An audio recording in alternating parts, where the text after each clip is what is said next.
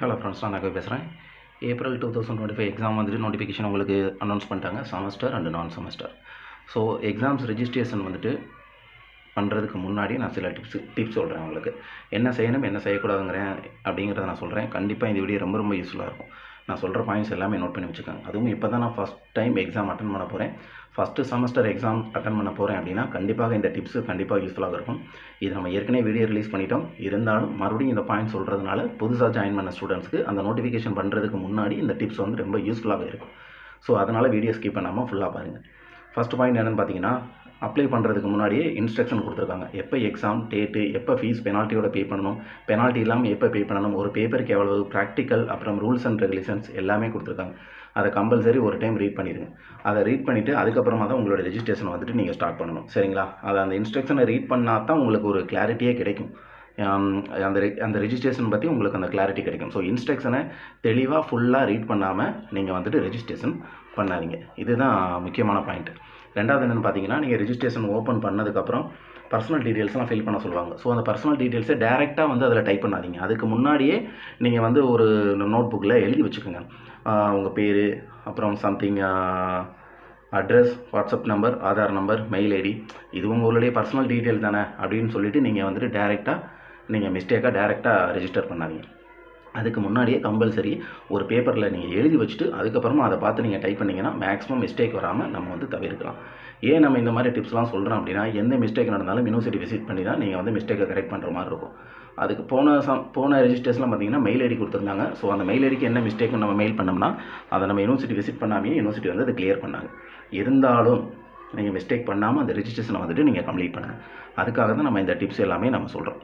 அதுக்கப்புறம் third point என்னென்னு வந்து பார்த்தீங்கன்னா, ஃபோட்டோ சிக்னேச்சர் வந்து நீங்கள் ரெஜிஸ்ட்ரேஷனை ஸ்டார்ட் பண்ணுறதுக்கு முன்னாடியே ரீசைஸ் பண்ணி வச்சுக்கோங்க. ஃபோட்டோ வந்துட்டு என்ன சைஸில் ரீசைஸ் பண்ணணும், என்ன ஃபார்மெட்டில் இருக்கணும், சிக்னேச்சர் வந்து எத்தனை கேபிக்குள்ளே ரீசைஸ் பண்ணணும், என்ன ஃபார்மெட்டில் இருக்கணும் அப்படிங்கிறத தெளிவாக கொடுத்துருக்காங்க. ஸோ அது பிரகாரம் அதுக்கு முன்னாடியே வந்து அதை வந்து நீங்கள் ரீசைஸ் பண்ணி வச்சுக்கணும்.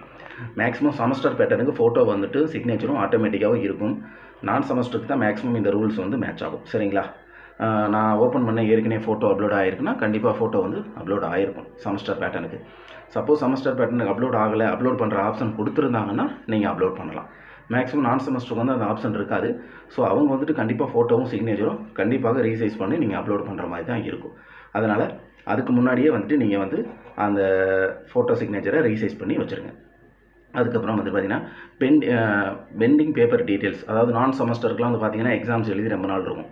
ஒரு பேப்பர் 2 பேப்பர் இந்த மாதிரி அரியர் இருக்கும். அந்த எந்த பேப்பர் அப்படின்னு கிளியராக கன்ஃபார்ம் பண்ணிவிட்டு அதுக்கப்புறமா உங்களோட எக்ஸாம்ஸ் ரெஜிஸ்ட்ரேஷனை வந்து ஸ்டார்ட் பண்ணுங்கள். சரிங்களா? ஏன்னா நிறைய பேருக்கு ஒரு 4 பேப்பர் இருக்கும், தெரியாது. 3 பேப்பருக்கு மட்டும்தான் நீங்கள் அப்ளை பண்ணிடுவீங்கன்னா ஒரு பேப்பர் பெண்டிங் ஆகி போயிடும். அப்படின்னா உங்களுக்கு டோட்டல் மார்க் ஸ்டேட்மெண்ட் வந்து ஜென்ரேட் ஆகாது. சரிங்களா? அதனால் எத்தனை பேப்பர் அரியர் இருக்குன்னு சொல்லி நான் செமஸ்டர் கிளாரிட்டி நல்லா டீட்டெயில்ஸ் கலெக்ட் பண்ணிவிட்டு நீங்கள் அதுக்கப்புறமா நீங்கள் வந்து ரெஜிஸ்ட்ரேஷன் வந்து கம்ப்ளீட் பண்ணுங்கள். அதேமாதிரி செமஸ்டர் பேட்டர்னுக்கு வந்து பார்த்தீங்கன்னா ஃபஸ்ட்டு செமஸ்டர் எழுதிருப்பீங்க, இது செகண்ட் செமஸ்டராக இருக்கலாம், இல்லை தேர்ட் செமஸ்டராக இருக்கலாம். இதுக்கு முன்னாடி உள்ள செமஸ்டரில் ஒரு பேப்பர் 2 பேப்பர் உங்களுக்கு அரியர் இருக்கலாம். அந்த அரியர் பேப்பரை இதோட நீங்கள் சேர்த்து எழுதலாம். ஸோ அந்த டீட்டெயில்ஸ்லாம் கலெக்ட் பண்ணிவிட்டு அதுக்கப்புறமா உங்களுடைய ரெஜிஸ்ட்ரேஷனை வந்துட்டு நீங்கள் வந்துட்டு ஸ்டார்ட் பண்ணுங்கள். அது ரொம்ப உங்களுக்கு யூஸ்ஃபுல்லாக இருக்கும். அதுக்கப்புறம் இப்போ நான் செமஸ்டர்லாம் வந்து பார்த்தீங்கன்னா எனக்கு ஒரு பேப்பர் தான் இருக்குது, நான் எழுத போகிறேன், இல்லை ஒரு லேப் தான் இருக்குது, இல்லை நான் ப்ராஜெக்ட் மட்டும் தான் சப்மிட் பண்ணணும், எனக்கு இந்த பேப்பரோட கம்ப்ளீட் ஆகுது அப்படின்னா நீங்கள் மறக்காமல் ப்ரொவிஷனல் ஃபீஸ் வந்து சேர்த்து பே பண்ணிடுங்க. அந்த ஆப்ஷன் வந்து அதிலே இருக்குது. அது செமஸ்டராக இருந்தாலும் சரி, நான் செமஸ்டராக இருந்தாலும் சரி. ஏன்னா அப்போனா மார்க் ஷீட்டோட உங்களுக்கு ப்ரொவிஷனலும் ஆட்டோமேட்டிக்காகவே உங்களுக்கு வந்துட்டு பிரிண்ட் ஆயிடும். அதுக்கப்புறம் முக்கியமாக தேர்ட் பர்சன்கிட்ட சொல்லி நீங்கள் அப்ளை பண்ணாதீங்க. ஏன்னா ஃப்ரெண்டுகிட்ட கொடுத்தேன், தெரிஞ்சவங்ககிட்ட கொடுத்தேன், ரிலேஷன்கிட்ட கொடுத்தேன், அவங்க தான் அப்ளை பண்ணாங்க, அவங்க மிஸ்டேக் பண்ணிட்டாங்க அப்படின்னா அப்புறம் நீங்கள் என்றைக்கு ரெஜிஸ்ட்ரேஷன் பண்ணி பழகுறது? யூஜியாக இருந்தால் 6 செமஸ்டருக்கு நீங்கள் தான் ரெஜிஸ்ட்ரேஷன் பண்ணணும். ஸோ நீங்களே ரெஜிஸ்ட்ரேஷன் பண்ணி பழகுங்க. அப்போ தான் பரவாயில்ல. தேர்ட் பர்சன்ட்டை கொடுத்துட்டு அப்ளை பண்ணவே பண்ணாதீங்க. அப்புறம் மிஸ்டேக் பண்ணிட்டாங்கன்னா நீங்கள் தான் யூனிவர்சிட்டி விசிட் பண்ணி நீங்கள் வந்து அது சரி பண்ணுற மாதிரி இருக்கும். தேர்ட் பர்சன்ட்டை கொடுத்து அப்ளை பண்ணவே பண்ணாதீங்க. முக்கியமாக ப்ரௌசிங் சென்டரில் கொடுத்து அப்ளையே பண்ணாதீங்க. ஏன்னா அவங்க பாட்டில் ஏதாவது மிஸ்டேக் பண்ணிட்டாங்கன்னா உங்களுக்கு தான் கஷ்டமாக இருக்கும். நீங்கள் தான் அப்புறம் யூனிவர்சிட்டி விசிட் பண்ணி அதை சரி பண்ணுற மாதிரி இருக்கும். நீங்கள் தான் யூனிவர்சிட்டியில் படிக்கிறீங்க, நீங்களே அதை ரெஜிஸ்ட்ரேஷன் பண்ணி பழகுங்க. அப்போ தான் அடுத்தடுத்த செமஸ்டரில் நீங்கள் மிஸ்டேக் இல்லாமல் நீங்கள் அப்ளை பண்ண முடியும். ஸோ தேர்ட் பர்சன்ட்டை கொடுத்து அப்ளை பண்ணாதீங்க. ப்ரௌசிங் சென்டர்லையும் கொடுத்து நீங்கள் அப்ளை பண்ணவே பண்ணாதீங்க. அப்ளை பண்ணி முடிச்சோன்னா அப்ளிகேஷனை மறக்காமல் பிரிண்ட் அவுட் எடுத்துருங்க. நிறைய பேர் இந்த ஃபோட்டோ எடுக்கிறது, ஸ்க்ரீன்ஷாட் எடுக்கிறது அப்படி பண்ணவே பண்ணாதீங்க. கம்பல்சரி அப்ளிகேஷன் ஃபார்மை பிரிண்ட் அவுட் எடுத்து வச்சுருங்க. ஹால் டிக்கெட் வந்து எக்ஸாமுக்கு 10 நாளைக்கு முன்னாடி தான் வரும். ஸோ இப்போ வந்து அப்ளிகேஷன் ஃபார்மை பிரிண்ட் அவுட் எடுத்துங்க. ரெஜிஸ்ட்ரேஷனை முடிச்சுட்டு அப்ளிகேஷனை பிரிண்ட் அவுட்டை எடுத்துகிட்டு அதுக்கப்புறமா நீங்கள் அதில் உள்ள டீட்டெயில்ஸ் கரெக்டாக இருக்கா இல்லாமல் ஒரு டைம் செக் பண்ணி பார்த்துருங்க. அது வந்து ரொம்ப compulsory. So compulsory print out வந்து எடுத்துருங்க. ஒரு இது பிடிஎஃபாக நீங்கள் கன்வெர்ட் பண்ணி உங்கள் மெயிலே வந்து நீங்கள் சேவ் பண்ணி வச்சுக்கோங்க. அதுக்கப்புறம் இப்போ நீங்கள் செமஸ்டராக இருந்தாலும் சரி, நான் செமஸ்டராக இருந்தாலும் சரி, பேப்பர்ஸ் எல்லாம் டிக் பண்ணிட்டீங்க, ப்ரொவிஷனல் டிக் பண்ணிட்டீங்க. இப்போ ஒரு அமௌண்ட் வந்து அந்த பாக்ஸில் வந்து இருக்கும் சம்திங். இப்போ ஒரு 3000 அப்படின்னா நீங்கள் ஏற்கனவே அதுக்கு முன்னாடி நீங்கள் கால்குலேட் பண்ணி வச்சுருங்க. ஃபீஸ் வந்து ஆட்டோமேட்டிக்காக இப்போ செமஸ்டருக்குலாம் ஃபீஸ் வந்து ஆட்டோமேட்டிக்காகவே ஜென்ரேட் ஆகிருக்கும். ஸோ அப்படி இருந்தாலுமே ஃபீஸை வந்து நீங்கள் ஒரு டைம் வந்துட்டு கால்குலேட் பண்ணிக்கோங்க. தியரி எவ்வளவு, ப்ராக்டிக்கல் ப்ராஜெக்ட் அப்படின்னு போட்டு டோட்டலாக ஒரு 3000 அப்படின்னு நீங்கள் கால்குலேட் பண்ணி வச்சுருந்தீங்கன்னா அதை சப்மிட் கொடுக்குறதுக்கு முன்னாடி அந்த 3000 கரெக்டாக அந்த பாக்ஸில் பேஸ்ட் ஆகிருக்கா அப்படிங்கிறத செக் பண்ணிவிட்டு அதுக்கப்புறமா கன்ஃபார்ம் பண்ணி சேவ் கொடுங்க. சரிங்களா? அதை முக்கியமாக வந்து நீங்கள் அதுக்கு முன்னாடி ஃபீஸ் கால்குலேட் பண்ணி நீங்கள் வந்து செக் பண்ணிக்கோங்க. அதுதான் இன்ஸ்ட்ரக்ஸ்லேயே வந்து ஒரு பேப்பருக்கு எவ்வளவு, ப்ராஜெக்ட்டு, ப்ராக்டிக்கல் ஒவ்வொரு கோர்ஸுக்கும் எவ்வளோன்னு தனித்தனியாக கொடுத்துருக்காங்க. அதை மாதிரி நீங்கள் கால்குலேட் பண்ணி நீங்கள் வச்சுக்கோங்க. அதுக்கப்புறம் இப்போ நான் செமஸ்டர்லாம் வந்து பார்த்தீங்கன்னா மேக்ஸிமம் வந்துட்டு ஃபோட்டோ சிக்னேச்சர் வந்து ரீசெண்டாக உள்ள ஃபோட்டோவை யூஸ் பண்ணுங்கள். சில பேர் பாஸ்போர்ட் சைஸ் ஃபோட்டோ மாதிரியே இருக்காது, சும்மா வீட்டில் அவங்களே ஃபோனில் எடுத்துருப்பாங்க, அந்த ஃபோட்டோ அப்லோட் பண்ணுவாங்க. அந்த மாதிரி இல்லாமல் ஒரு பர்ஃபெக்டாக ஒரு எக்ஸாமுக்கு எப்படி நம்ம ரெஜிஸ்ட்ரேஷன் பண்ணுவோமோ அதே மாதிரி ஒரு பர்ஃபெக்டான ரெஜிஸ்ட்ரேஷன் பண்ணுங்கள். ரீசன்ட் பாஸ்போர்ட் சைஸ் ஃபோட்டோவை எடுத்துகிட்டு என்ன கேபியில் என்ன ஃபார்மெட்டில் கொடுத்துருக்காங்களோ அதில் ரீசைஸ் பண்ணி நீங்கள் வந்து அதை அப்லோட் பண்ணுங்கள். ஏன்னா மேக்ஸிமம் செமஸ்டருக்கு வந்து ஃபோட்டோ ஆட்டோமேட்டிக்காகவே அப்லோட் ஆகிருக்கும். நீங்கள் வந்து நான் செமஸ்டருக்கு வந்து maximum photo recent passport size ஃபோட்டோவாக நீங்கள் எடுத்துக்கங்க. அதுக்கப்புறம் முக்கியமானது பார்த்தீங்கன்னா மொபைலில் ரெஜிஸ்ட்ரேஷன் பண்ணவே பண்ணாதீங்க. ஏன்னா இப்போ எல்லாம் எல்லாமே டச் ஸ்க்ரீன் மொபைல் தான். நீங்கள் ஒன்று டச் பண்ணால் அது ஒன்று டச் ஆகி அப்புறம் மிஸ்டேக் ஆகிடுச்சுன்னா மறுபடியும் யூனிவர்சிட்டி விசிட் பண்ணி தான் நீங்கள் அந்த ப்ராப்ளத்தை சால்வ் பண்ணுற மாதிரி இருக்கும். லேப்டாப், பிசி மட்டும் யூஸ் பண்ணிக்கங்க.